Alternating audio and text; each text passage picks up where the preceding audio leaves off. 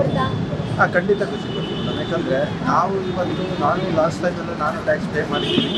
ಅದರಿಂದ ಈಗ ಇನ್ನೊಂದೇನಾಗಿದೆ ಅಂದರೆ 7 lakhsಗೆ ನಮ್ಮದು ಇತ್ತು ಅಷ್ಟೇ. 7 lakhs ಮೇಲೆ ನಾವು ಟ್ಯಾಕ್ಸ್ ಎಲ್ಲ ಪೇ ಮಾಡಬೇಕಿತ್ತು. ಇವಾಗ 12 lakhsಗೆ ತಗೊಂಡೋಗಿದ್ದಾರೆ. ಯಾಕಂದರೆ ಮಿಡಲ್ ಕ್ಲಾಸ್ ಫ್ಯಾಮಿಲಿ ಅವ್ರಿಗೆ ಈಗಿನ ಒಂದು ರೇಟ್ ಇರೋದ್ರಲ್ಲಿ ಬದುಕೋದು ತುಂಬ ಕಷ್ಟ ಆಗಿತ್ತು. ಅದರಲ್ಲೂ ಟ್ಯಾಕ್ಸ್ ಕಟ್ಕೊಂಡು ಬದುಕೋದು ಇನ್ನೂ ತುಂಬ ಕಷ್ಟ ಆಯಿತು.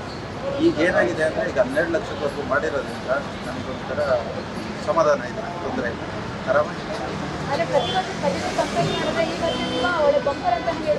ಹೌದು ಮೇಡಮ್, ಖಂಡಿತ. ಬಟ್ ಅದು ನಾನು ನೋಡಿಲ್ಲ ಮೇಡಮ್, ಯಾಕಂದರೆ ನಾನು ಇನ್ನೊಂದು ಮುಗಿಸ್ಕೊಂಡು ಹೋಗ್ತಿರೋದ್ರಿಂದ ಅದ್ರ ಬಗ್ಗೆ ಇನ್ನೂ ನಾನು ನೋಡಿಲ್ಲ. ಇವಾಗ ನಾನು ಜಸ್ಟು ಹೆಡ್ಲೈನಲ್ಲಿ ನೋಡಿದೆ ಅಷ್ಟೇ. ಅದು 12 lakhs ಮಾಡಿರೋದು ತುಂಬ ನನ್ನೆಲ್ಲ ಗೊತ್ತಾಗಿದೆ.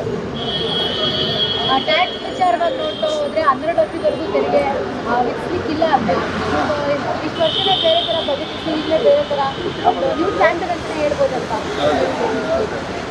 ಒಳ್ಳೇದು ಮಾಡ್ತಾ ಇದ್ರೆ ಮಿಡಿಲ್ ಕ್ಲಾಸ್ ಅವರಿಗೆ ಇನ್ನೂ ಒಳ್ಳೇದಾಯ್ತು ಅಲ್ವಾ? ಹೌದು.